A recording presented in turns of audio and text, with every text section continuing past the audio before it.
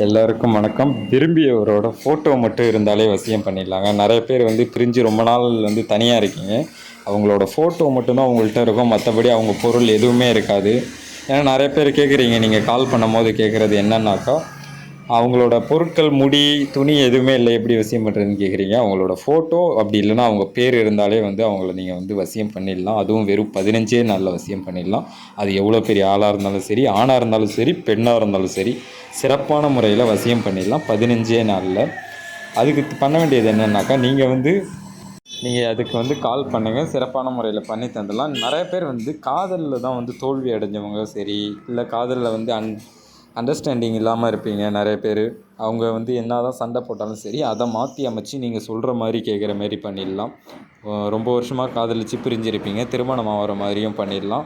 எல்லா விதமான வசியத்துக்கும் சிறப்பான முறையில் சீக்கிரமே நடக்கிற மாதிரி பண்ணிடலாம். கால் பண்ணுங்கள், சிறப்பாக முடிச்சு